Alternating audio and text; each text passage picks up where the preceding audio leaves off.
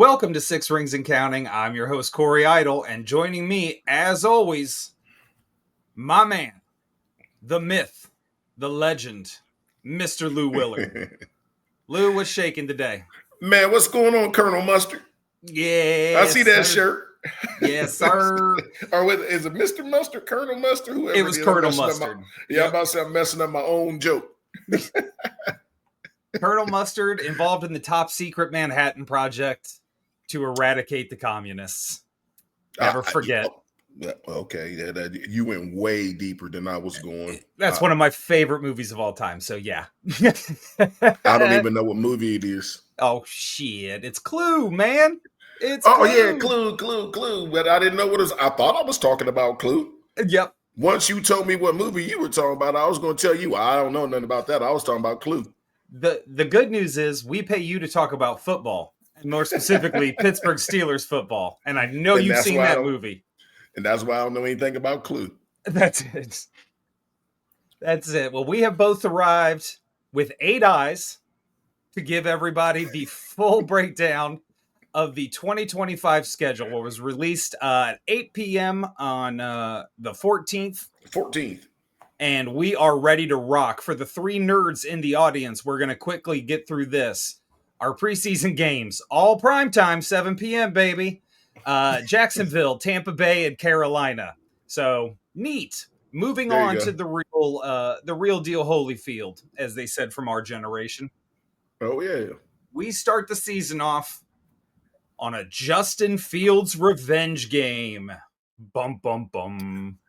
You know what's funny is I told you, like, we tried, for those of you who don't know, this is the second time we've tried to do this. We had issues the first time. So, and I had told you before when we were recording the first time that that's all you're going to hear about. Yep. So I'm out running around, getting some errands done, and every show, Justin Fields revenge game. Yeah, excuse the Steelers for letting you walk and go get a starting quarterback job instead of keeping you on the bench. Right. It's a hell of a revenge. It's a hell of a revenge game, isn't it? Yeah. We're going to play off the revenge thing a lot just to mock it, because it's always like there is some where it is a contentious divorce. Oh, yeah. And there is pure hate in your heart. That ain't this. Yeah. It's just not. He's going to want to show out and show why he should have started. But also, Mike Tomlin had draft reasons why he didn't play. These were business decisions. Yeah, and they did him a solid, and they told him early so he could find a spot before the draft, and so he didn't have to hang out waiting around for a job to see what anybody else would do. So it was first off, let's just back up. He doesn't have anything bad to say about the Steelers. No. Look at every interview he's done. He said they did him a solid. He did them a solid. Everybody parted ways to the point where he could eventually come back. It won't happen, but there's a situation where they left on good terms. So situation come up later in his career, he comes back. But right now, it's not they revenge game in it, but you know how that go. Oh, yeah, 100%. What you're locking up in this game is 2 really good defensive coordinators against each other, and Aaron Glenn is the head coach and Mike Tomlin is the head coach. That could be a nice little rivalry that starts. Yep, this is going to be, and again, we're basing all of this off of the fact that Mason Rudolph is the only starting quarterback we got right. I know we drafted Will Howard, but Skylar Thompson, all that's neat. Mason Rudolph is our starting quarterback. We're not playing the Aaron Rodgers game. Yeah, we're not even playing the Will Howard thing, and I like Will. I mean, obviously, a homer. I'm a noted homer, but right now Mason Rudolph's the starter. So all these games we talk about is based on Mason Rudolph being the starter. Which, believe it or not, he's not the worst starter in the league. No. So you got a puncher's chance, but he's not the worst. He's not the worst starter in the AFC North. No, that reigns in Cleveland. Yep, whichever 5. One of the 5. They roll out. Whoever they roll out, they would rather have Mason Rudolph outside the fact that Myles Garrett done beat him upside the head with his own damn helmet. Exactly. Exactly. So, yeah, the Jets game, it's going to be a defensive. I mean, it's way too early to start predicting wins, but the majority of these games we're going to have to score, 20 points to have a shot? 17-20, the first 3 games. There you go. Next up on the schedule for week 2 is another 1 p.m. game and a DK Metcalf revenge game. We have the Seattle Seahawks on the schedule. And, like I've told some people before, how mad should this brother be? He got $130 million, 150, 100, whatever it is, $1 million. He shouldn't be too upset. No. Again, forgive y'all for trading me and let me go make $130 million. I'm pissed. Yeah. That doesn't make sense. So it won't be that, but you do want to show out and show them that they should have gave you that money because that's where he started his career at. I'm not sure his family situation, which is none of my business, but I'm sure he has roots there, charities there that he works with, nonprofits, all that kind of stuff that he's flying back and forth with now. Yep. But he doesn't have any ill will towards them. But you do want to put about 150 and 2 touchdowns on them when you play them to show them that they could have went on and got you. But they replaced him with Cooper Kupp, and they have Jackson Smith and Jigma. Mm-hmm. So their receiving core still strong. But that's going to be another game. I think first 1-20 is winning the game. Yeah, that one so revolves around Sam Darnold and what he's going to do at quarterback with that team. That whole team in that season revolves around. I can tell you what Mason Rudolph is going to do with the Steelers more so than I can tell you what Sam Darnold is going to do with the Seahawks. Absolutely. I can tell you right. I mean, this is a different show, which we can record after the schedule show if you want to. Put it out later. But I can say exactly what Mason Rudolph's going to do. And being a lifelong Steelers fan, to me, that's okay. Yeah. Don't try to do too much because that's not what you do. But that's like I said, that's a different show. That's not this show. Exactly. Week 3, the Mike Vrabel revenge game. Pittsburgh is back on the road in week 3 for a 1 p.m. visit to the New England Patriots. Y'all need to stop with that Mike Vrabel revenge game because it's not. Oh. But he's just going back home. But this is a game that's going to be tough on Pittsburgh. Yep. Vrabel's going to keep it physical, and he's going to speed the game up. Like you think Pittsburgh want to speed the game up. And for those of you who don't understand what I mean they're going to run the ball. Not only run the ball, but they're going to run the play clock down before they snap the ball. So they want to speed the game up.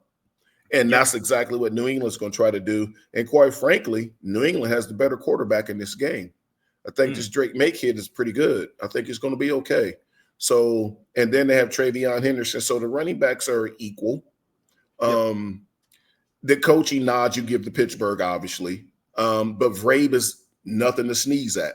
He had a winning record in Tennessee over his time there. So that's tough to do. But this is a game that I can honestly see this being Pittsburgh's first loss because they haven't won there since the 90s. I know they only go once every 8 years. I get all that. Yeah. And they don't have Brady anymore, but they're still walking into the game with the best quarterback. Yeah, the Patriots this year are going to be a very interesting team just because they have rebuilt every facet of that team. So you honestly don't know what to expect. On paper, they're formidable. And they're young. They are very young. Yep. Very young. So that's the edge Pittsburgh has, but it is at home. New England's hard to beat. They were not getting blown out last year at home. They're hard to beat in Foxborough. Mm-hmm. So that's going to be a tough game. And when you haven't traditionally won there, and yes, they had the greatest quarterback to ever play the game, I get all that. But Pittsburgh walked in there with a Hall of Fame quarterback too and still lost. Every single time they lost. So this is going to be good because they had the greatest quarterback, the greatest coach. Now they don't have either, but they have a really good coach. Pittsburgh has a Hall of Fame coach. So this is going to be a good game. It's going to be an interesting game. Yeah, it'll be a lot of fun, I think. And that leads us right into week 4. Top of the morning to you for our 9:30 a.m. game in Dublin, Ireland, playing the Minnesota Vikings. This will be interesting. Pittsburgh going to cheat them. We're cheating them and we're winning. Yeah. The Rooneys are the U.S. ambassadors to Ireland. There's no way Pittsburgh's losing this game, and we will cheat them if we have to. Oh yeah, 100%. What I mean by interesting is I'm curious to see that. Here's the good thing about our schedule so far, right? We've had the Jets, defensive-minded team. We have the Seahawks, they're in a rebuild. New England, defensive-minded team. Minnesota, defensive-minded team. And all of these teams have quarterbacks, and I know Drake May be the best of the bunch out of what they got. But so far, all of these teams have unproven quarterbacks. If we're going in quarterback matchup against Mason Rudolph, I'm saying now it's a draw on a lot of these. Mason can play with all these guys. Well, I would give Justin Fields the edge over Mason. I would have rather kept Justin, but I'm not brokenhearted that we got Mason because you can do worse. I'd rather have, honestly, people won't believe me, but I'd rather have Mason than Sam Darnold. Yep. Give me Drake May over Mason because of the potential. Yep. J.J. McCarthy, he's a rookie. He got hurt. We don't know. Yep. So, and then the game is in Dublin. It's going to be a Steelers home game, and it is going to be a Steelers home game in Dublin, Ireland. Crazy as that sounds. So it's going to be good, but Minnesota, even though they have the rookie, they bring an ass ton of offense with them. Yes, they do. Those receiving core is nothing to joke about. That offensive line is nothing to joke about. All the kid got to do is not mess up the game, and they'll score 24-27. All he has to do is not keep turning the ball over left and right. Oh, exactly. And they'll have a high-powered offense. So Pittsburgh is going to have to match their points. But the best thing for Pittsburgh is there's benefits to this game for each team. For Pittsburgh, they got them in Dublin, and it's going to be a out-of-the-country home game. But both teams have to travel and adjust to those schedules. The Vikings got lucky because they don't come to Pittsburgh, and they also don't go to Cleveland. But we're not talking about their schedule. But they also play Cleveland overseas. Those are two rough places to play, Pittsburgh and Cleveland. And the Vikings missed both of them. So they got lucky in that aspect. But this is a game I see Pittsburgh winning. Bottom line winning. Yeah, no, this is if Pittsburgh was going to show out in any game so far on the schedule, it'll be week 4 in Dublin. And for all the reasons Lou just said. Yep. Week 5. Thanks to the Dublin game, we have a bye. It's nice to have an early bye. That's interesting. That'll be fun. We'll get a rest up. Could be over that jet lag. And then it's rivalry time. They actually did us a favor, and we get some division rivals early this season. Like, I don't know, before the season's over. Yeah. That will be fun. Week 6. We have a 1 p.m. start time against the Cleveland Browns, and that is a Pittsburgh home game. And they'll win it. You know, they'll win that game at home. The game you got to watch is at Cleveland. This is a game. The Cleveland's situation, at least Pittsburgh knows who the starting quarterback is. Cleveland has no idea. I do like what they did with their running back room, though. And again, here we go with the homer, Quinshawn Junkins, but I also like the other kid that they picked up as well. They replenished that backfield. And it's good, but they're still lacking some pieces. And who's quarterbacking? At least Pittsburgh can tell you if they play the game tomorrow, Mason Rudolph is the quarterback. Oh, yeah. Cleveland can't tell you that. They have no idea.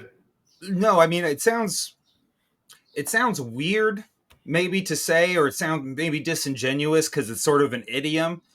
Cleveland doesn't have a leader on that field. Myles Garrett, but he's defensive end. Yeah, he can only play one side of that ball. He ain't Travis Hunter. Who's the leader on offense? Who's the guy that's going to get them in the huddle and say, all right, guys, time to go. Damn all this. And this is how I would phrase that. You're absolutely right.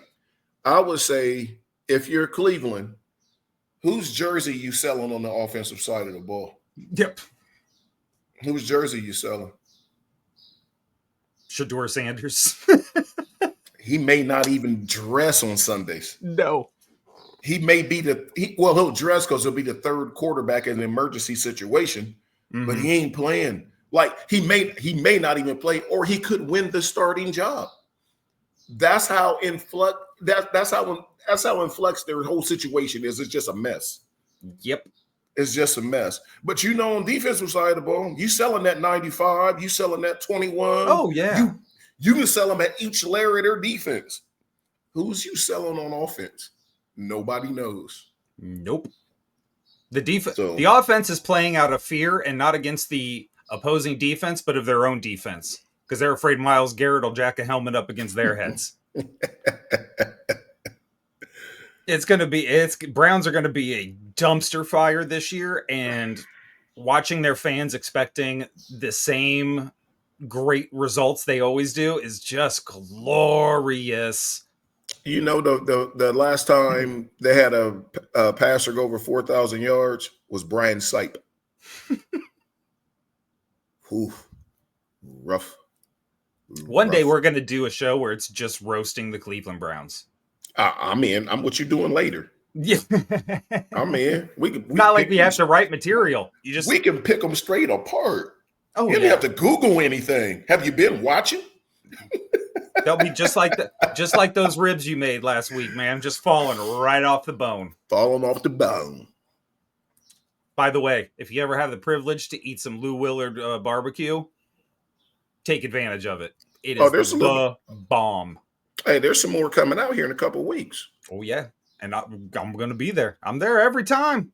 Every time that barbecue's fired.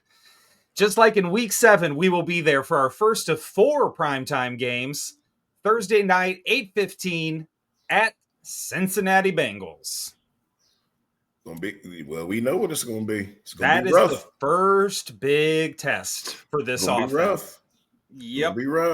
Going to be rough. Going in, you have to score 28-31. Yep. And that's the bottom line. And the good thing is Pittsburgh has a good record in Cincinnati. Mm-hmm. I worry more about the game when Cincinnati comes to Pittsburgh. These two teams usually flip those wins. Yep. And I would love that here, because if we could steal this win on Thursday night, you get 10 days off before we get into the next game, which is going to be another issue. Mm-hmm. But nonetheless, if we could steal 1, 2, 3, 4, 5, go to Cincinnati 6, if you can come out of there 4-2 and get that 10 days off before we welcome in Green Bay, we're looking at a really good start to the season. Could be 5-2. Yep. Could be 5-2. It'll be that Bengals game is going to be very interesting on both sides of the ball. One, by far the best offense we're going to face so far. Probably the best offense, admittedly, we'll face all year. Yeah. They're number one perennial offense contender every single year, especially with Burrow. My question, though, is this. Are they a little soft on offense? Like, I mean, if you hit Joe Burrow a couple times, is he gonna start seeing ghosts? No. Okay. No. They're not soft on offense. It's the way they play. All they want to do is throw the ball because that's where their talent is. But now they had the emergence of Chase Brown. Their problem is they have a Trey Hendrickson problem right now. Yes, they do. You have a guy that everybody, not on the Bengals, but everybody in the league loves. Mm-hmm. He led the league in sacks. All you hear is T.J. Watt, Myles Garrett, Max Crosby. Oh, and then there's some guy that played in Cincinnati named Hendrickson. Yep. Well, he led them all in sacks. He led the league. And they don't want to pay him? They want to pay him $15.7 million. And people, don't get lost in this. I understand, to us common folk, we'll take it and shut up. That's average. That's top pay for the running backs. Yep. That's not even sniffing the top pay for the rush-ins and your rushmen, as Mike Tomlin like to call them. Yep. Cincinnati is blowing up their own locker room because those players have his back. Now, they're not going to go out and quit because they're also playing for their own money. But they're pissed. They want the man paid because he should be paid. Yep. And he should be making about $25 to $30 million a year. I'm not saying he should get 40 like Myles Garrett, because Cleveland crazy with that. That was wild. Yeah. But he should be 25 to 30 million a year with his production since he's been there. And he's a really good citizen. Mm-hmm. He does a lot of good stuff for the organization. He's making them a lot of money. and you don't want to pay him? You want to give him top running back money? Come on, man. That's the biggest problem they're going to have is their ownership. Again. Oh, yeah, because they're draft signaled to everybody. They don't want, he's not there. Even if he plays out this season, he's not there. And he's pretty much said he ain't going to play. He's not playing under his contract. Yep. So that whole situation in Cincinnati is going to be very interesting. Let me ask you a question on this too. And I hate to keep going on this, but we just got rid of a potential locker room problem in George Pickens. Ted Hendrickson has the potential to split that Bengals locker room right down the middle. But he's not the problem. No, not at all. Not at all. Even if he doesn't say anything, that talk is going to be in that locker room, how dirty they're doing Ted. Exactly. So my question is, how much does that really affect NFL teams? Because like you said, everybody's going out there. They all have individual performance things they have to hit. Yeah, and you have families you got to feed too. And I know people who can't feed a family on $500,000 or $1 million. Man, look, you live a different lifestyle too when you make that kind of money. So that there's two parts of this, and this show's obviously going to get cut up into two shows. 100%. 100%. But nonetheless, Trey Hendrickson is never the problem in Cincinnati's locker room. So the guy's got his back. George Pickens was the problem in Pittsburgh's locker room, so some guys wanted him out. Right.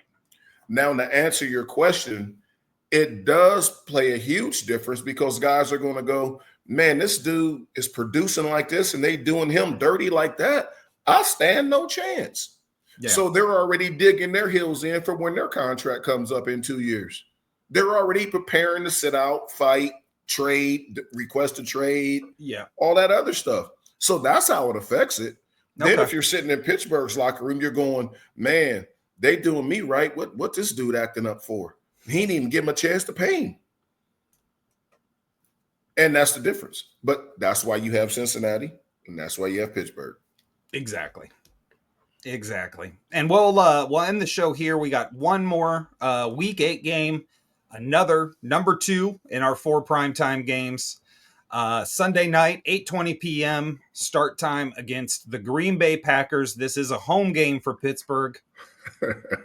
This is coming right off of traveling to Cincinnati. I know it's not a long trip, but boy, are we facing two really good offenses. But you get a 10-day break and you play it at night. So you get basically 11 days. So that has nothing to do with it. You're just playing two good offenses.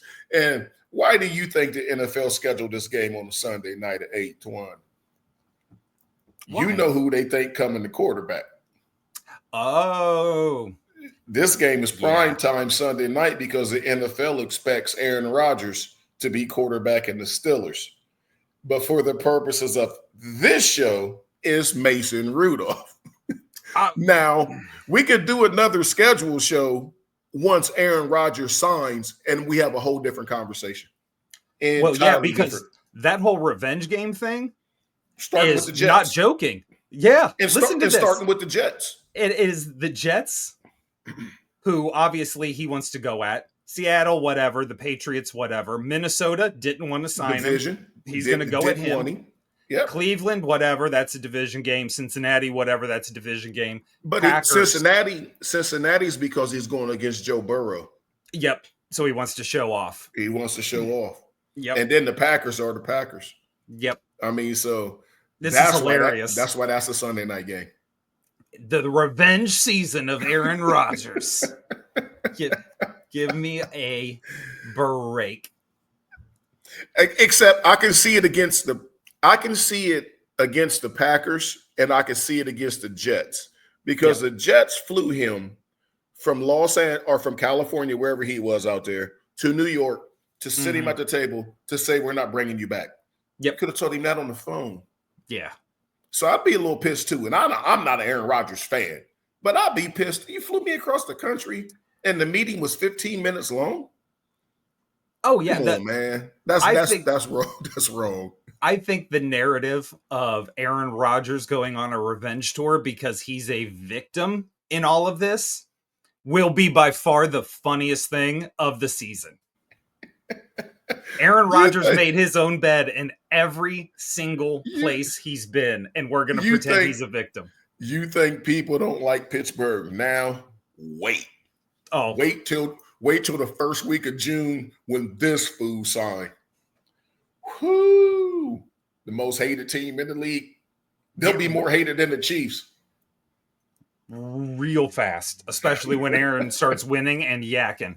And you know he going yak. Oh, yeah, that's going to happen.